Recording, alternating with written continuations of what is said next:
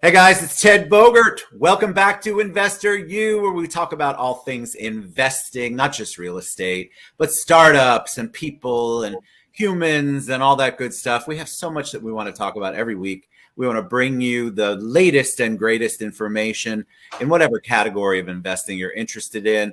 I'm here with my co-host with the most, the one and only handsome Dereck Carmichael.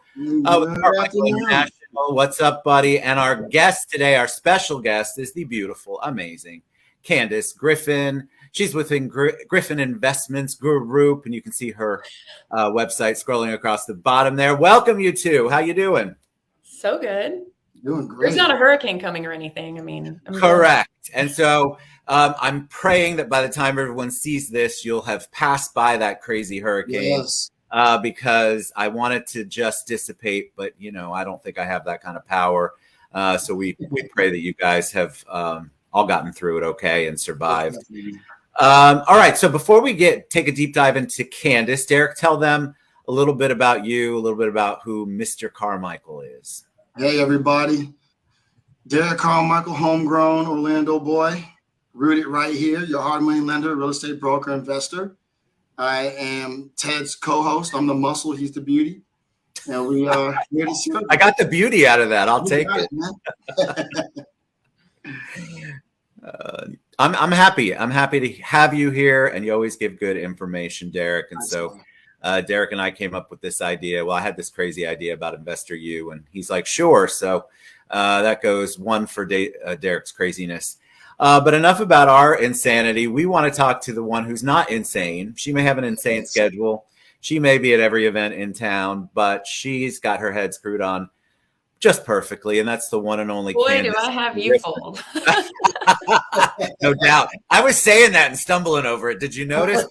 I'm trying. It's just trying. That's so nice. Welcome, Candace. You are no stranger to the TED Show, but this is your first appearance on Investor U. So welcome. Thank you. Welcome. So tell us about you. Tell us a little bit about the Candace Griffin story. And then what I really want to talk about is how you got into this whole investment money side. Okay. So born and raised in Orlando, Florida. Which is crazy. You and Dereck both. I know. Dang. I think there's like 7 of us and 2 are here. I mean, Stacey's one of them. Stacey to like North Carolina or something, or Texas. No, Ted, you're one as well, right? No, but Stacey is. Okay, fair enough. Okay. There we got 3. All right. And I grew up in construction, real estate my whole life. My dad, I used to lie and say that I was sick until my mom caught on so that I could go to work with my dad, because back then you could. And he'd hand me a pile of wood and I'd be there in my pigtails just building something crazy. Fun fact, if you can picture this, I even got the trophy in Walker Middle School for shop class, because I built a picnic table when everybody else was building God knows what, right? No way. Yeah. Little fun fact. So the handyman comment earlier, you were kind of like, I got you, Ted. Yeah. Thank God somebody's got me. Now, I don't like doing any of that stuff. Let's be clear. I did flips for a while. I did, I don't love it. Okay. But I know how to do it. So it's nice That's to know. good. It's a good talent to have. I feel like we need to encourage more people to have a trade, a skill that they can do. Definitely. Now, I do love doing it with my dad, though, because that's just kind of our bond. That's awesome. But so that I'm like, you know what? I can't wear a dress and do this. So I want to pivot into real estate. And then I ended up at a place called New View, and they do self-directed IRAs, solo 401ks, and there I taught classes all over, CE classes, CLE classes, CPE classes on self-direction. And I was traveling so much that my son's grades were dropping. So I had to, of course, choose family, right? Absolutely. And then the whole world opened up. I didn't even know. Everybody started coming to me like, hey, can you lend my money? Can you lend my money? And it ended up being the beginning of this amazing career. So let me ask you really quick, because I bet you will have people ask. Just give us a quick definition of self-directed. What does that mean? What is a self-directed? Yeah. So we hear it a lot. A quick definition of self-directed is nearly impossible, but I will try. Okay. So There's a certain type of person that has the confidence to take control of their IRA funds, their 401k funds. And this can be done by moving it into an account at a custodian like NuView. And what happens there is you become your own fiduciary. So you become your own decision maker and invest your retirement funds in what you know, instead of watching it do its little dance in the stock market, right? Fascinating. Some talking head can get on TV and say something crazy, and all of a sudden half of your retirement's gone. I mean, that's an exaggeration, kind of, but sort of, but not really. For people in real estate, especially, it's not just real estate you can buy in there. There's many things, but for this example, we'll use real estate. Would you say you know more about the stock market or that duplex down the road that can get you some income, right? I could make a whole class on this, like the capital. It's You should. Very exciting. I love that topic. And the minute I started learning about it, it was just over for me. Like, sometimes you start doing something and you're like, wait, I was born to go down this road, right? So that was the beginning of all of this. And then it snowballed it went from just private money and being able to solve a few problems to a handful of funds that I was working with. And then it went into family offices that I was working with, and then a handful of banks that I work with. And now it's just, I think I work with almost 200 now at this point. So my whole shtick is I'm the deal doctor. I like the difficult stuff. The deal doctor. Yeah, I'm going to get a lab coat, stethoscope. It's coming. Okay, you need to do that. I'm going to. You need to absolutely do that. That is a done deal. I love it. I want to ask you about, because Dereck and I talk about this on the show. What are you seeing right now? Because people have this weird fear of anything that says private or, God forbid, hard money. Right. What are you seeing out there? What's your take on that, and how do you answer that? Because right now with the interest rates, hard money and private money are actually much closer to traditional funding overall at this particular point in our lives. Sure. So talk a little bit about that, and then what kinds of projects you see. And I want Dereck to answer the same question. Okay. So in my world, really, I don't get a lot of resistance to it because I work with experienced, right? So oftentimes it's more a matter of, understanding the pain points that this particular borrower has relating to their business model and how I can solve it with the resources that I have. So I don't get into a lot of those conversations. However, recently I do kind of, because banks are turning down a lot more than they used to. Correct. And then they are brought to me, but they are brought to me in a way where I am their last resort. And in order to make this deal happen, they know that they need to. So that conversation isn't a common one for me.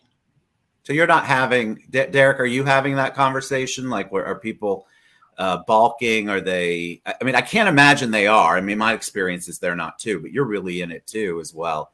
What are you experiencing out there? Much like Candace is saying, I believe it just comes down to education and who you're dealing with. On one hand, you have those newbies and they're listening to these gurus that are telling them one thing, right?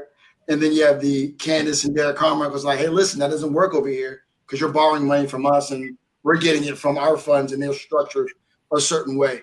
A lot of the times, what Candace is saying is you go out thinking you're the big shot because you got a 700 credit score, experience, all this other stuff, but the banks are going, no. So now you have to go to alternative financing where we're going, yes, but here's the criteria, here's the buy box. We can't budge. So I get some of it, but I'm able to squash it with that conversation. I'm sorry. Either you're going to get the deal or you're not, and here's what we're willing to do. And you have to kind of know when to walk away and that's the challenge. I'm sorry. Is that okay? Oh, right, please. Yeah, please.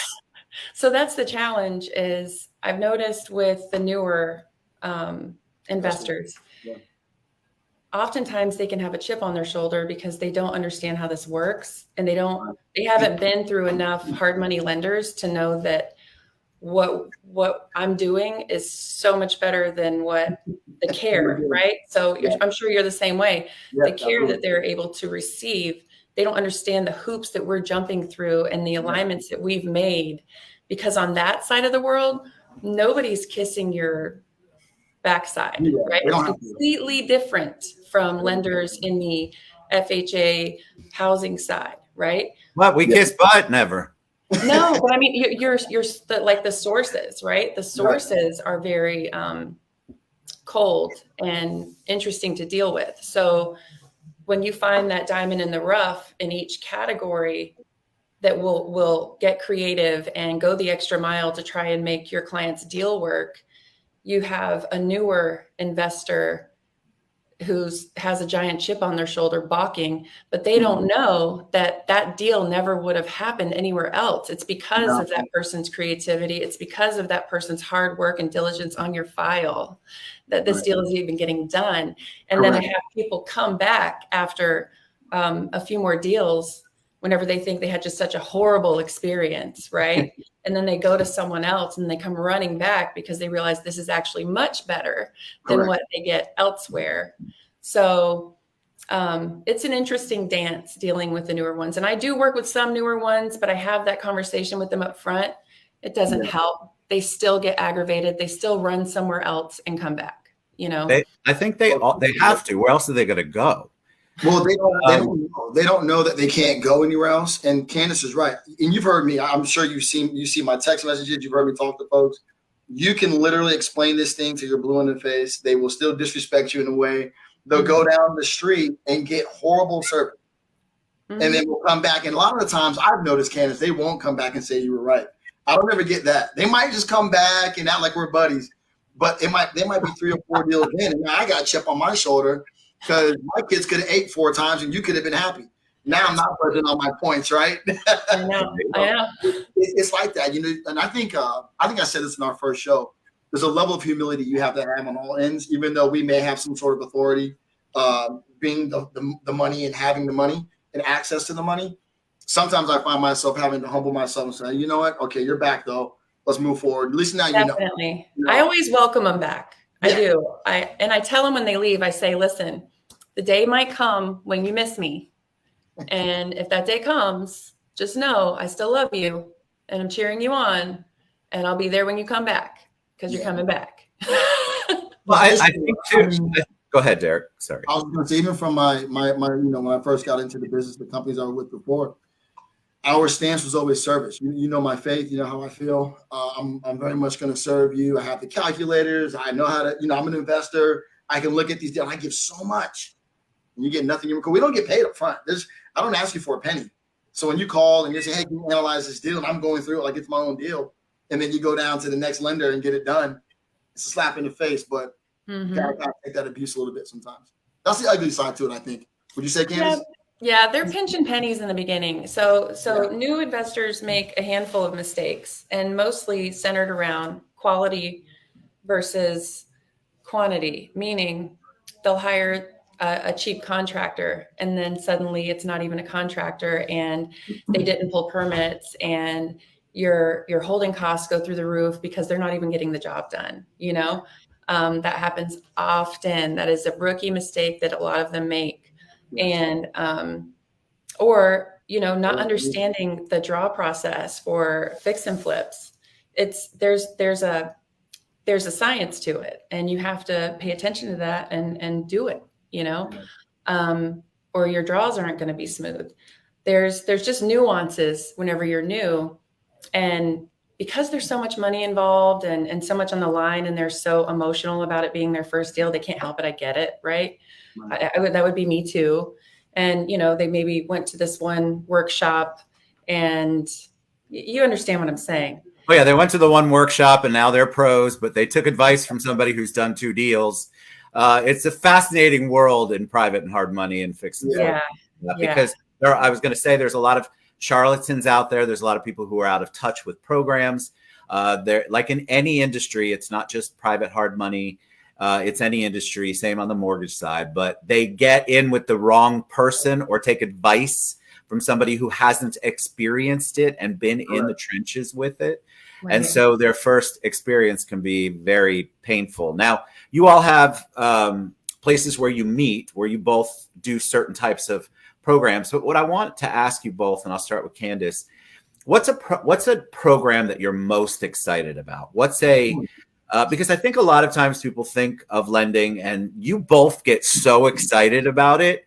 And I love that. But what's something that you're seeing now that you do that you're like, wow, this is a really good product. I want to get more information out about that. Okay. Candace, I'll let you start. Oh. I think, and I'm all about the ladies going first, Candace, but I'm going to respect your wishes on this one.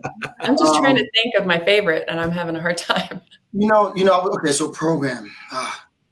It's like Sophie's Choice, right? Well, there's multiple programs, but I think the strategy I like right now. Can I do that? Yes, you do whatever. Strategy more so than product, because right now fix and flips really don't matter, right? There's only very few fix and flips happening right now for most investors. But I would say the build to rent, build to sell, man, I really still think that's a place where people should be focusing, because it marries both worlds, right? I get the construction side of things. I'm building this beautiful property at cost.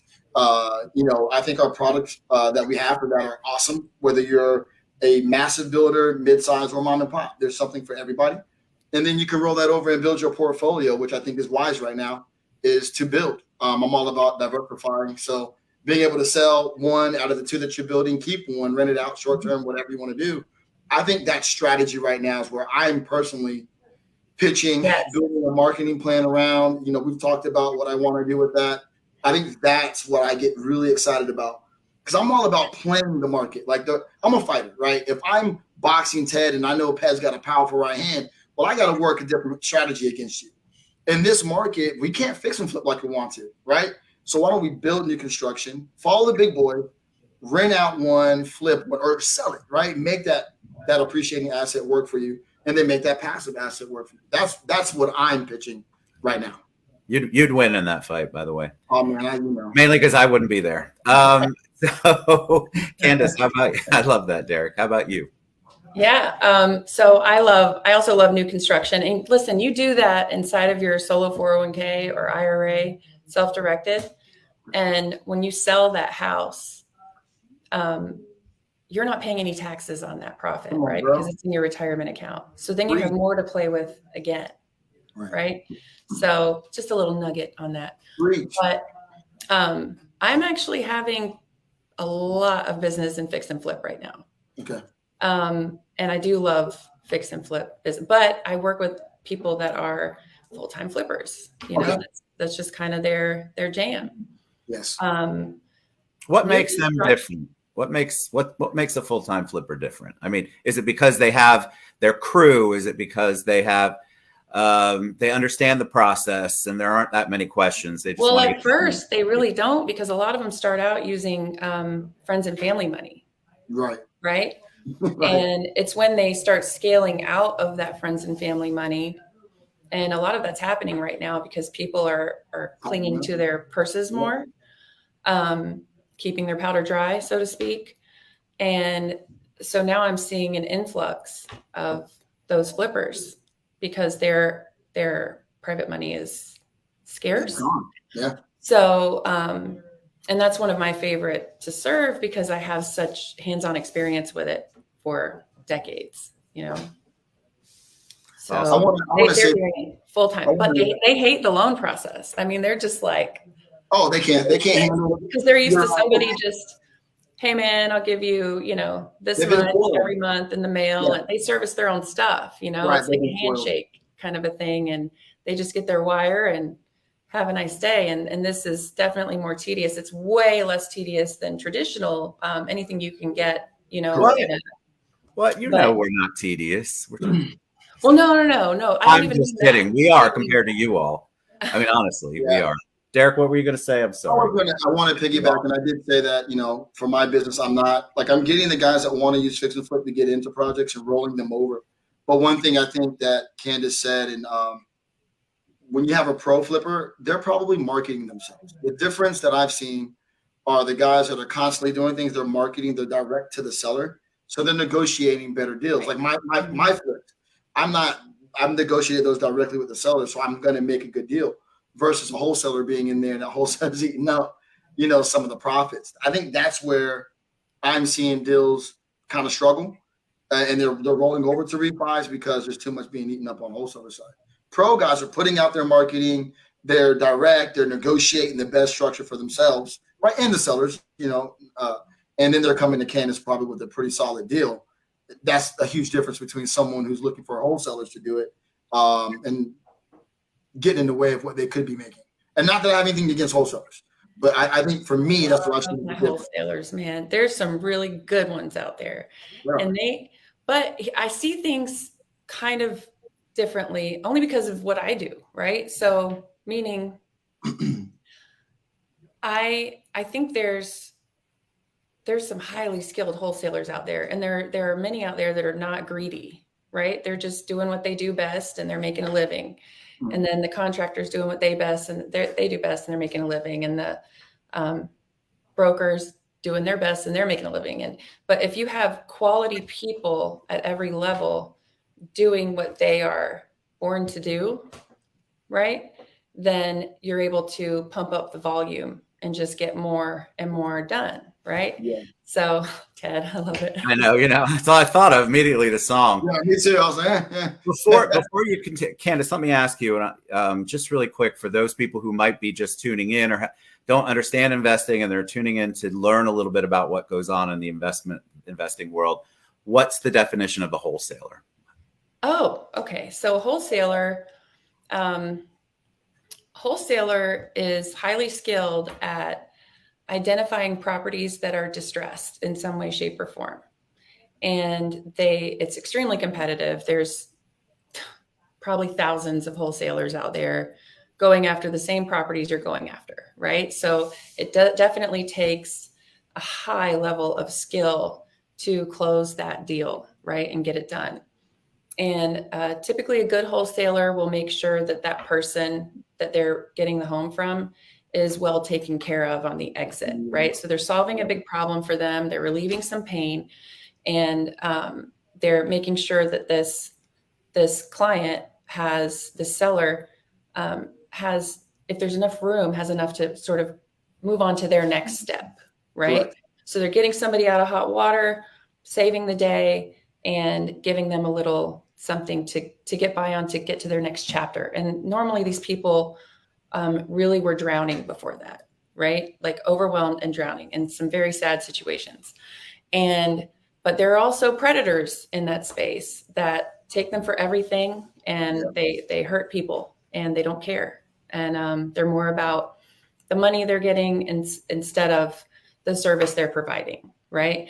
It's LJ said it best one time, because sometimes we get confused about why there's so many takers out there in the space, because there's so much money to have, like why, and so he said it best when he said, some people sit up at night thinking about how to get something over on somebody, and other people sit up at night thinking about how they can get better themselves, right? And when I think about it that way, I can clearly see, in the industry, the people that are operating like this. And it helps when you're deciding who to do business with and who not to. Listen, vetting people, and as we wrap up, vetting people is just a big deal. You really need to vet people. I mean, we all vet, we talk to each other. Dereck and I do, Candace and I do. You've got to vet people.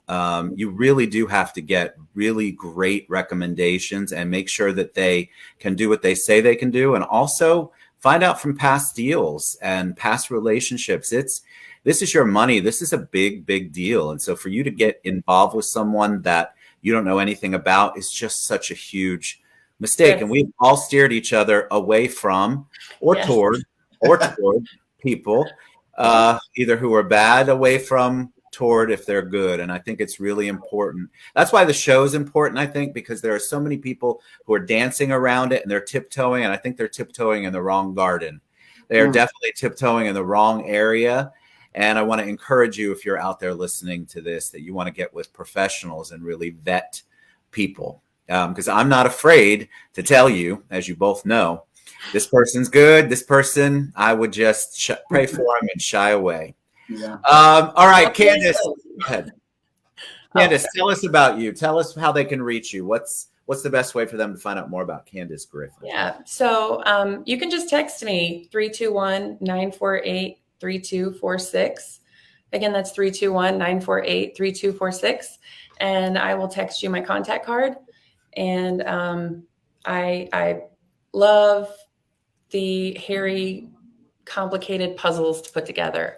I think that's why I love this business so much, because I don't get bored. You know, I have full-blown ADHD. I need that little bit of we all I feel something to figure out, and I love saving the day. It's so fun for me. So anytime anybody comes across something and they're just like, they're at the end of their rope and they don't think there's a way, if the deal can get done, I will get it done. Right. So if it should get done, if you know in your heart of hearts, this deal should get done, I can't understand why this won't work, give me a call. I'll help. I even help mortgage brokers with it. Like I team up with anybody. So never hesitate to reach out. We've got another mortgage guy coming on next month, so I'm excited to have him on. All right, Dereck. Thank you, Candace. How about you? How can they reach you best? What do you guys already know, Dereck, Carmichael.co. My cell phone's 407-731-0215. Text or call. I'll be there. I'll be there. Remember that song? I love that song. All right. I appreciate you all both so much, friendship-wise and ethics-wise and loyalty and all of that good stuff. We're just here to educate you all on Investor U. And we have experts coming on, people who are in the trenches, people that I personally know and like and trust. And we want to be able to impart that to you all out there. Yeah. So thank you both so much. We'll be back next time on Investor U. Mondays at 11. We'll see you guys soon. Mondays at noon. My bad. See you soon.